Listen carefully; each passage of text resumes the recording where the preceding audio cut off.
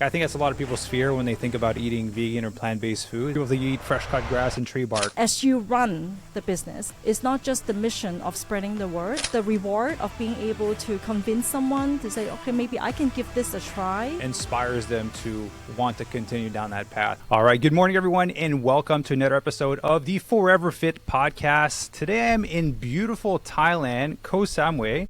I'm here with one of the owners of Kapuhala Koh Samui Vegan Resort, Crystal. And Crystal, how are you doing today? Hi, Maxime. How are you? How's everyone? I'm great. Awesome. Hey, this is my first podcast recording in Thailand, so I'm happy we're doing it outside at your resort. Yeah. It's beautiful here. Thanks for coming. I had the opportunity to have a date night yesterday at your awesome restaurant here, and the food was absolutely delicious. So we thought we'd come back, do a little interview because it is very unique what you have here. And you guys mentioned that you also have one in Italy as well, a location. Yes. Is it a restaurant or a resort as well in Italy? So we have 2 hotels and restaurants in Thailand, in here, and in Sicily, Italy. So my partner is from Italy, and so we've been going to Italy for almost 20 years. And when COVID hit, actually, right before COVID, we wanted to start a project like this. So we have 2 hotels and of boutique hotels of 9 rooms and a restaurant, and both restaurants are vegan. Beautiful. And so yesterday when you were talking, you're mentioning you're vegan, but you grew up in Hong Kong, which is very non-vegan culture. So how did you get to, transitioning and kind of getting into the world of veganism? So I was vegetarian first, and I think as most of us are. And when I'm actually also a chef. So when I got into cooking, that was not my first profession. But then when I got into cooking, and I wanted to be able to cook more vegetables, and also just cooking things from the ground, from the earth, like what the planet has to offer us. So when we started getting into running the restaurant and stuff like that, and naturally, not working with animal products is something that we also wanted to promote more because we love animals. So so that's what brought us here. Obviously, along the lines, we also getting older. We understand that plant-based nutrition is better for health, and so we started really digging into the benefits of eating plant-based. So that's why we are doing only vegan cooking now. So did you go vegan before you guys opened the resort or after you guys opened the resort? I have to say after, but okay. I was a vegetarian before. Okay, while you opened it. Yeah, because actually it takes a little bit. I mean, it's not just cooking making Buddha bowls and salads and stuff. When you run a restaurant, you also need to run the restaurant. So since the style is Italian, we wanted to be able to just give a version of what Italian food and liked by Italian, approved by them. Different. Approved is a different conversation.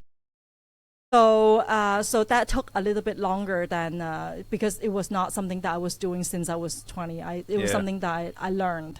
So I worked with a restaurant in Milan that is a vegetarian Green Star restaurant. So from there we got to learn a lot of different techniques, also doing vegan cooking, because they also have a lot of vegan customers. Yeah. So we learned along the way, but I was a vegetarian first. Oh, where was that restaurant in Milan? It's called Gioia Milano. It's right in the downtown. Okay. Yeah. I used to live there for 3 months, and so I was near Duomo. Okay. And there was also, I can remember the Sempione, the big park. Yes. Yeah, there was like a big basketball court. I remember going there, and I couldn't believe how there was all-you-can-eat sushi everywhere. Like every corner I would go, that was maybe 10 years ago, but every corner I would go to, there was all-you-can-eat sushi everywhere. So when were you a chef there in Milan? Or well, I work with them regularly, actually. I go there every year still. Oh. So it's few years ago, obviously, but then nowadays I work with them as a consultant basis. Not they consult me, but technically we've taken the brand already quite our way. Yeah. So it's more to refine the skills and stuff like that. But then our restaurant is mainly, we call it Sicilian, but a lot of people wouldn't know what is Sicilian cuisine. But it's more of a defined, using certain ingredients that are very rich in Sicily, like eggplants, tomatoes, and stuff like that. So we already have our own way. Yeah, but I still go there. But working with them was quite a few years ago. Okay. Yeah. And then what made you want to become a chef? Were you vegetarian when you wanted to become a chef, or did that come after as well? Well, I mean, I always cooked. I already taught Chinese cooking many, many years ago. I was in F&B before all this, and I got into wine, so I got a pretty good palate, I say. But when we wanted to do this project, I think as the owner, so talk about business as the owner, is you kind of need to set the vision how you want your products to be a certain way. Yeah.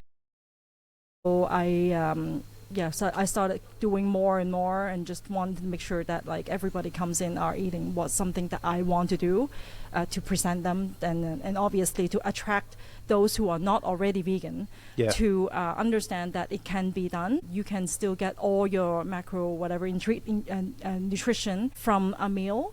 And if you don't because you want to eat, because you ate something fried, it doesn't matter. We're still spreading a message of something that you can take home and be able to get all the nutrients that you need for the day in a good way. So it's not just some salads or something boring, as some people may want to call that. Yeah, it's beautiful. Yeah, when I were traveling, we're trying different restaurant. We'll be like, "Oh, do you have any vegan options?" They're like, "Oh, we have salad for you." I'm like, I just refuse to eat there. I was like, "Nah, I don't need another salad. Let's go try to find another restaurant." People have been a little bit more creative with the dishes. Yeah. So for you to make Sicilian food vegan and get it approved, what was that like? Like, how did you have to modify how you approached food a little bit? Well, there are a lot of cheeses in Sicilian food. So the cheeses are obviously being played around with different types and stuff. A lot of them are a lot of fermentation, actually, the stuff that we do. A lot of nuts. So these are all naturally good things for us to begin with. And so I think that part might be it's interesting because you can do so much with it and still not just trying to replace, but you're actually making it a better thing to eat. And so we do a Parmigiana, for example. And that is quite liked by our guests, either in Samui, and our guests in Samui are mainly Europeans. There's a lot of Europeans here. A lot of Europeans. And also in Sicily are mainly Italians. Yeah. So we're quite proud of that.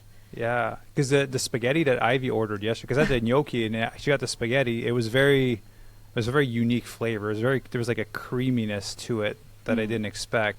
So was that with cashews? Did you guys did that one? That one has a little bit of lentils, okay. But it's cooking for a long time, so keeping the way how the original recipe was made. So replacing that one is replacing the meat with legumes, a little bit of soy, that type of thing. Yeah. But the cooking method would be respecting how the original recipe, or similar to it at least. Yeah, so, and we do a lot of stuff homemade as well. So the gnocchi were made by hand. It's not purchased. They're really good. We even make bread, the different types of bread, everything. What was the cheese on the gnocchi? How did you guys make that one? I think it was like mozzarella, and melted mozzarella. Yeah, that was really good. So that one is not too difficult actually, but the little smokiness on top is I was inspired by many years ago when I was still eating sushi. You know how they used a piece of fish and then they actually smoke it on top. Yeah, and that technique is quite interesting because in order to make it fresh and feels fresh of that type of cheese that solidify after a while, if you burn it a little bit, it gives a different aroma and it melts the cheese. Okay. So that's like a little things that you can do into in the cooking that makes it still a good experience for those who are new to this type of food and just interested to see how things can be done. Yeah, and what was the base of it? It's cashews. Oh, cashews. We have a lot of cashews in Thailand. Okay. So the same thing in Italy I do with almonds. Okay. Because this is what we have from the land. Okay. And obviously, cashews also is used a lot in desserts, like vegan desserts. The same thing that in Italy I don't use because you're using imported goods and stuff. So I think also it's not just being vegan; it's also eating the ingredients that didn't travel as far, which is always better for us, right? Like a fresher, local ingredients, a farm to table concept. Not everything is from the farm, but many of the things are like at least from here. So then have you had to like modify recipes to be able to match the available ingredients when you're doing it in Italy and here? So I'm sure cashews and almond prepare slightly differently if you're making a cheese. Yeah. It would almonds are harder and then you need to soak it longer, but it's okay. It's not impossible. You can play around with it, and it doesn't even need to be the same. The thing is that it's such a new thing. There's no right or wrong. And as a diner, you come in and you eat something, and if it's good, then this is what you remember. Yeah. You talk to someone who is passionate about what they want to offer you. They want to give you the best things. In this case, obviously, a vegan dining experience. I think that's probably what you would go home with. Yeah. And obviously, all the good stuff that I can tell you that you're eating. I'm not making you a burger that is made with alternative meat that you could have done this at home or somewhere else. I'm trying to give you also good ingredients that is made here. So I think that's probably the important thing about being genuine with what you're offering when you're running a restaurant business, and that word spread. Because obviously that's also a difficulty for this business these days. A lot of vegan restaurants are closing.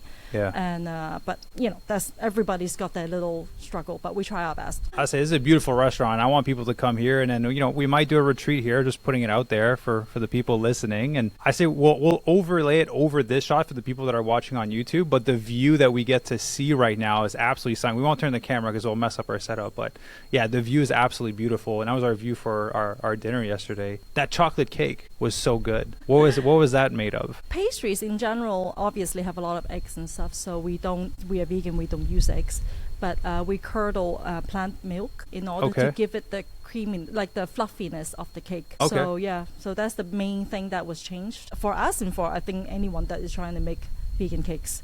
So because you kind of need it to become a cake, right? So without eggs, then you need to use other things. So a lot of vegan cooking, you use different ingredients like aquafaba or like a yogurt, but yogurt is with milk, so that you need to be able to know the steps and play around with it. To make like your own yogurt as a replacement? We make our own yogurt also. Okay. So you curdle nut milk? Is that what you said? Nut milk, yeah. How do you do that to make the cake? So lemon juice or vinegar. And you just let it sit? You need to let it sit. And that's your yeah, I was gonna say I'll probably mess it up, but that's your egg replacement basically when you're gonna be. Well, we also have egg replacement, like we use ground flax, which is another awesome ingredient to use. So not in this cake, but this is an ingredient, like another way of doing a cake or a pastry. Okay. So, I won't try it. I'll come back to eat the cake instead. It's safer. So when did you guys open this resort here in Thailand? Because it's very unique to see like a fully vegan spot. Yeah, we are the only one on the island. So we opened at the end of 2018. Okay. So not too far away from COVID. Yeah. And so we ran it for a while. And 2019. Sorry, very wrong. 2019. And so we ran it for a year or so. Yeah. And then COVID hit. But then did Thailand shut down during COVID? We opened both at the same time because of building and the less romantic things. So we got the land, built on it, and then we opened both around the same time just because they have finished around the same time. But the one in Italy is a seasonal hotel, so we only open 6 months per year. 5-6 months per year, depends on the year. And right now it's closed, and we reopen on April 1st. So with the situation for COVID, it was closed anyway. And then the summer was okay. So we opened. Everybody got a mask and we got on. Everybody was fine. So Okay, so basically you guys opened for the summer in Italy. Yes. Okay. And this one stays open as well? Yes, we open all year long here. Okay, so your husband goes to run that one, or you guys both travel there? No, he doesn't run this place. Okay. This is not his. I mean, he's the fitness part of the project. Yeah. So he's main competitor. He's an Ironman competitor. He went to Kona. That's why Kapuhala is a made-up word from 2 Hawaiian words, because we were in Kona when we needed to decide a name. Yeah. And we run this place, and I've got a great team, small but great, that runs it all year long. And in Italy, we've got same thing. So we participate in the operations a lot, but it's mainly myself and some managers. The managers that we have. Okay. It's important to have a good team, especially if you're running 2 different locations pretty much across the world somewhat from each other. The difficult thing is to fight with Italians, but I mastered that too. So wait, just for my geography, Sicily, north, south? It's right in the bottom. At the bottom? Because there's stereotypes about the north people and then the south people in Italy. Yeah, they say the people in the south are a bit lazy because the weather and it's just amazing to live. Yeah. And so people are used to the dolce vita, the good life, right? Yeah. So Sicily is an island at the bottom of the country. Okay. So it's very hot. In the summer, it can get as hot as Africa. Okay. And so therefore all the crops there are very rich. Like you get Yeah. a tomato, it really tastes very nice because it's so concentrated. Yeah. The wines are strong. I mean, if you drink wine, anything you grow there, with all that sun, is very concentrated. Yeah. The flavors. So you win easy, I don't want to say, but like it's just so amazing to eat the vegetables from the land. You Yeah. come in and we pick last minute and then we prepare for you. I think for this generation is luxury because a lot of us live in big cities and people don't necessarily know that food, the origin of food is a certain way. And I think it's important for us to know what it's about. Cooking vegetables is the best way to find out, actually. Just a little interruption before we get into today's episode. So as you may know, I run these shows ad-free. Everything is self-funded through our coaching program. So the small little ask that I have for you is to simply subscribe to the YouTube channel to support the work that we do and to follow if you're listening on audio. Also, I want to give you a free gift. I wrote 6 emails that will tell you exactly how to figure out your calorie goal, your protein goal, to help you improve your body composition, along with over 100 exercise videos that I've personally filmed with a little workout program in there and some meal plans to help you get started on your transformation so that you can lose your next 3 to 5 pounds on me within the next few weeks. And you can sign up for that absolutely for free by heading down below in the description and simply entering your name and email so that I can send you all the information and the meal plans and the workouts. So enjoy this free gift and enjoy the rest of the show. The best thing. And we can, I can tell from here, like the fruits and the vegetables and just the food just tastes completely different here compared to when we're back in Los Angeles, because they have to be picked so early on to then get shipped and make it to LA in the grocery store, and then for us to buy it and be able to cook it, versus a lot of the fruits we've been eating here have been like picked the same day. Like the dragon fruit tastes different, the mangoes taste completely different, and there's a lot richer. Even the watermelon tastes different. So I think it's good that more people should then have to come to Thailand for it, because it's a little bit harder in the US to find some of those, like those fresher foods, especially if you buy it to like a big grocery store. Yeah. I mean, obviously we appreciate the convenience and stuff, but I think the message for ourselves that we want to let you need to have the consciousness first. You need to have the awareness that it shouldn't be like this. So when you can try to get support the farmers market, I think that probably is a good way to start. Yeah. And things like that, because you're getting better products, you're supporting someone who care. Yeah. And so I think these are the little things that we can all do, even on a daily basis. Yeah. I love to talk about cooking. So since you're the chef behind all of this, what are some staples that you have in your kitchen for like any dish that you're preparing, whether it's at the house or at the restaurant? And then how have you learned to, like, what are rules that you've kind of built for yourself to veganize certain meals? Because if you have to veganize some Italian dishes, or just, again, being from Hong Kong, I'm sure you've kind of converted some dishes to vegan dishes. Like, what are kind of staples or rules that you follow for that? Well, I mean, as vegans ourselves, we need to make sure that we eat a good variety of nutrients. So we eat a lot of legumes. Yeah. And naturally, you play around with that. So a lot of chickpeas, the stuff that we have, a lot of chickpeas, a lot of different types of beans that we play with, a lot of nuts. And so these are all the things that we definitely have a lot. And vegetables, we don't even keep a lot actually, because we don't prepare too much in advance, so to ensure, because we're a restaurant and we want to ensure that people are eating the freshest. But we have a lot of tomatoes, a lot of a salad that we grow, and also in the garden we grow basil. And so Italian basil, we managed to grow that here. But when you are running an Italian restaurant in Thailand and you're trying to promote the fact that you're growing stuff, we also naturally use a lot of the local ingredients to make what the Italian recipes would be. So there's some of the things like we do like a coriander pesto that everyone loves. Yeah. And so you play with also the local stuff that is offer in this country. In general, we have these are the staples that are in the pantry. Okay. And, and then sometimes we with breakfast and with certain festivals. So in Thailand there are like 3 Asian festivals that are quite big. Okay. So usually those days, that 1 week, we would offer Asian food as well. Okay. So we do like make a seitan from by hand. I would do a hand wash seitan. Yeah. So and we do like a kind of a barbecue no pork thing. Yeah. And then we do with the seitan. Oh, with the seitan. Okay. Yeah. So, but yeah, jackfruit is another ingredient that we use. We don't use it a lot, but we use it. Yes. Okay. You can do like a good pulled pork burger with that, right? Yeah. Oh, actually, we have the cooking class upcoming, and I'm introducing we are doing 4 recipes, and out of 4, 2 we are using banana blossom. Okay. So we do a curry with banana blossom and a fried fish that is a sweet and sour fried fish thing. Okay. Yeah. So these are the things that you can veganize from the original recipe using what you have around. Takes a little bit of creativity. I'm sure. And Ivy and I wish we could do a cooking class, but we're literally leaving tomorrow. But then next time we come back in Thailand or in Italy, we can make some of it. So yesterday when we came for dinner, there was this dish. It was like a bread with I think like a chickpea piece on top. Remember what it was called? No, it wasn't bruschetta. It wasn't that one. I know what bruschetta is. It was not the meatball?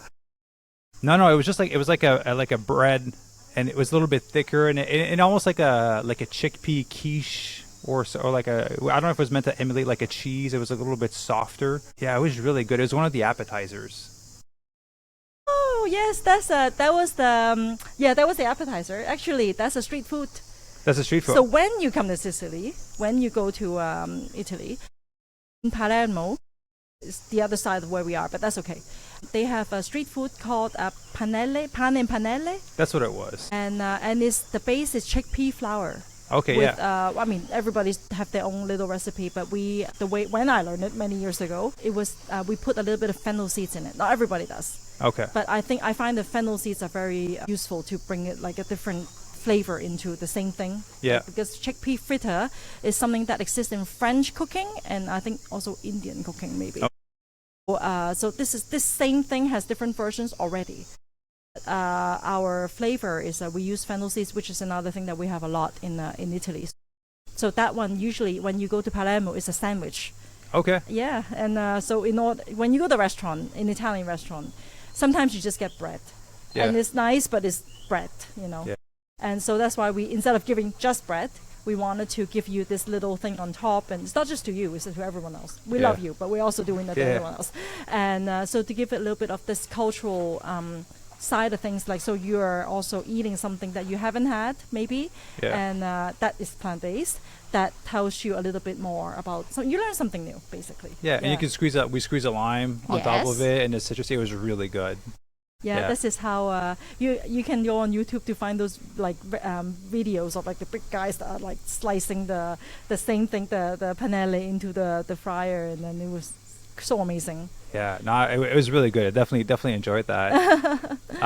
So I'd love to talk so you guys, just for people to know for about the resort, because I think it's awesome. There's a fully vegan resort in Thailand. We didn't know about you guys until like we came here for dinner. I think Ivy was looking for like a really nice place to have dinner, and we found this spot. I was like, cool, we're making a reservation, and now here we are. We're recording a podcast.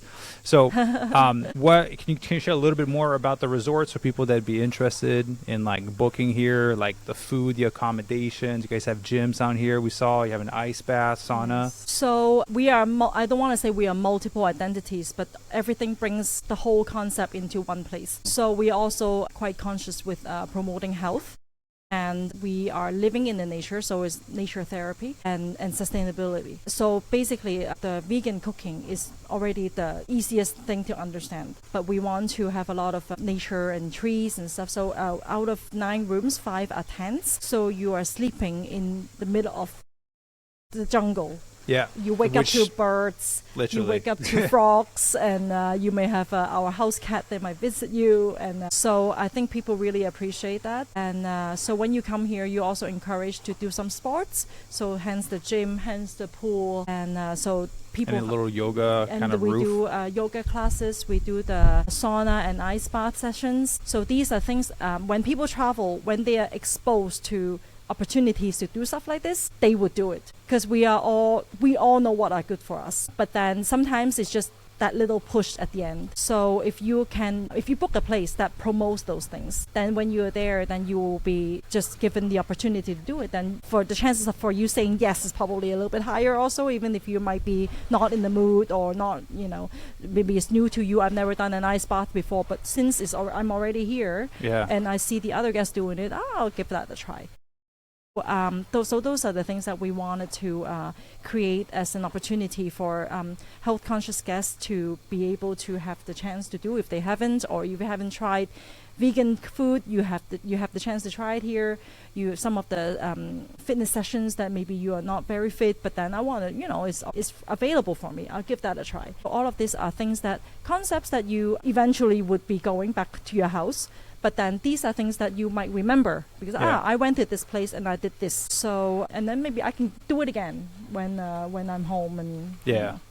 So I think that's important as a general health concept of any kind. Yeah. Because all of us are there, unless there's a serious continuity, like you guys are coaches, you follow your clients. For us, we are a hotel. Yeah. Things end at a certain point. But when you give the ideas to people and people remember it, then maybe you're planting a seed in people's heads. Yeah. And so this is the kind of thing that we do. But the last thing that I really want to mention we do a little bit more in Italy is the happiness of just generally being happy. If you are meeting people, you're having a nice conversation like you and I did the other day, the kind of feeling that you remember the place is very different as well. Yes. So in Kapuhala, a lot in Italy, because we have long dinners and stuff. Here is a little bit more lunch type of place, but we encourage people to talk. Yeah. So sometimes if you drink wine, you have wine, otherwise have a kombucha or something. Like we keep telling people, you come in, you never know who you meet. Then maybe you have a conversation, maybe you make a friend, or maybe you have business, doesn't matter. But I think this is the kind of thing that is a little bit missing these days in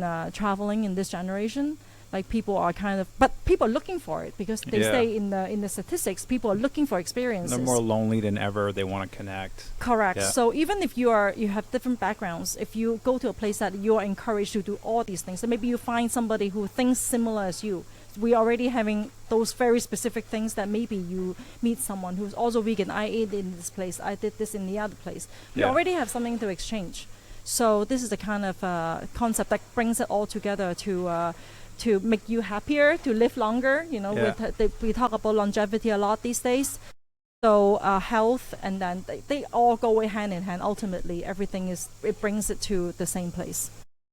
Yeah, and you're guaranteed to meet like-minded people if you come to a place like this. So like there's this guy swimming laps in the pool here. You don't see that often at other resorts. Usually people are sitting by the pool, drinking beer, smoking a cigar. Yeah. And just hanging out there. Doing their own thing. Exactly. So here people are going to be eating vegan food. They're going to be exercising, going to be moving. I think a lot of people don't consider that when they're traveling, to make sure that they have a gym near them or somewhere where they can like do yoga or move their bodies and have healthy food available. Always trying to look for like vegan restaurants around where we're booking, a gym around where we're booking, so we know where to get the Airbnb or the hotel. So no, I love that. And so also for everyone listening, I will put the link down below so they can find this place in Thailand and in Italy when you guys open for the summer. This will probably come out like around like April whenever you guys reopen, so people might be able to go to Italy and check it out. Oh, thank you. Yeah, but definitely come to Thailand because it's beautiful, and Ivy and I are going to be back here for sure. We extended. We're supposed to change countries on Monday, but we decided to stay in Thailand. We're just going to go check out the next island. Okay. But then we're going to change countries after. Yeah. But we're in talks to maybe do a workshop here in 2027. Find more awesome places and promote the good words. Yeah. That you're already doing. I love to ask you this. Like, what would you like people to know about veganism? Why is it so important to you and your husband that you decided to start a business in this space? Because it is obviously all business is hard, but this is a hard space because it's very niche. Yes. So what do you want people to know about veganism, and why did you both the guys like jump in with both feet? Well, initially let's say the whole concept and the way we feel about it also evolved. Mm-hmm. Like we also grew into it in a different way. So at first it was more like, okay, we are already embracing the lifestyle. We wanted to do something about it. We had an opportunity that came up with resources to be able to make our dreams come true. But as you run the business and talking to different people, it's not just the mission of spreading the word to people. It's easy for someone who already embraced the philosophy to come to you and appreciate what you do. Now, I think for me, it's very interesting to meet someone who's interested to find out more about it rather than the people who already know about it. Despite that it's difficult, the reward of being able to convince someone to say, okay, maybe I can give this a try 2 times a week at my house, And because I think it's better for the planet, it's better for my health, it's better for the animals, whatever it is. Everybody's got their own little reasons, or all of the above actually. Because for me, it's all of the above. I do this every day. Maybe somebody is not. Now it's becoming more of even a stronger mission than before. Before it was a good idea, it's something that we believe in. It's just us. But now it's becoming a little bit bigger in a way. Obviously, we rely on support from those who. The more word we spread, the more people appreciate how things can be done, the way how our lives can be. Then they come to visit us, they support us. That's important too. Yeah. But we work hard on that. But obviously, you need to be able to give a good service and product. Yeah, no, of course. And you guys do. Like, the food is delicious here. The environment is beautiful. And I think, like you said, people that are, like vegans that are already vegan, they already get it. But the people that would just be interested in eating more plant-based, I think it's a beautiful space for them to be able to transition or learn more, because it's kind of like a full immersion. Like, you don't have to cook. The food has been made to be delicious, just kind of eat it. I think that's a lot of people's fear when they think about eating vegan or plant-based food. They're like, like we were talking last night, right? People think you eat fresh cut grass and tree bark. Like, no, we actually eat really good food and it can taste delicious. So I think it's a perfect example to be able to come to a place like this and try food that has, that is good for you, but it's been tailored to taste really good. And people are like, I can do this too. Yeah, there's no meat, there's no chicken, there's no fish. Like, I can eat this. Like, this is delicious. I would eat this at home. And it just inspires them to want to continue down that path. Even like you said, 2-3 times a week is better than 0 times a week, right? Yeah. So I think I think you guys are doing beautiful work. Oh, thank you. Yeah, we try. I mean, we all try to spread the word, but I think this is when you get more people, the new ones especially, to accept that this can be a lifestyle for them and it can be better for them. Yeah. So, but instead of just being very strict, I mean, we are strict obviously because this is what we sell. Ultimately, we are a business. I think in terms of spreading the word, I think we are much better this way. I've got guests that come in now. I don't come here because I don't like vegans. Yeah. I didn't come here because I feel like some vegans are very exclusive. Like they're very in their own circle of feeling better, superior, and blah blah. But which is not true. Some people are like that, yes. But that's a little bit. Sometimes people have certain ideas. Yeah. But I think ultimately what that can be convinced is if we are business, we can convince you with what we do. And, along the lines, by the way, this is also our good philosophy. So I think this is seems to be a much better approach than for the mass public that are not already exposed to veganism. Yeah, that's what we talked about yesterday. Like, that's why we changed the name of our company from Fit Vegan Coaching to Mavi Wellness. I think it's nice that you guys went with a different name than just like vegan restaurant or vegan resort. Like, it is helpful for vegans to know and kind of search, but you guys went with Kapuhala, yeah, I didn't remember because there's a different name for the restaurants. That's the one I was mistaken it with. Yeah, so I think it's important for people to transition. And again, I think you guys are doing amazing work. So I'll be sure to link everything, for everyone listening on audio on YouTube. Down below in the description, there's going to be you guys' website, Instagram. I'll put everything down there that they have. There's many social media platforms nowadays. But yeah, Crystal, big thank you for taking the time to jump on the show with me. Ivy. And our first podcast on this Yay, Asia trip in outside. Thailand. Yeah, in Thailand. First podcast outside. So I hope the audio is good because it's windy, but yeah, it's absolutely beautiful. We wanted to record with the background over there, but the sun was just so strong. So everyone, thank you very much for listening. If you enjoyed this episode, be sure to subscribe if you're watching on YouTube and following if you're listening on audio. Check out those links down below. Book a room. We'll see you in Thailand and we'll see you in the next episode. Thank you. Bye, everyone. Bye. Thank you.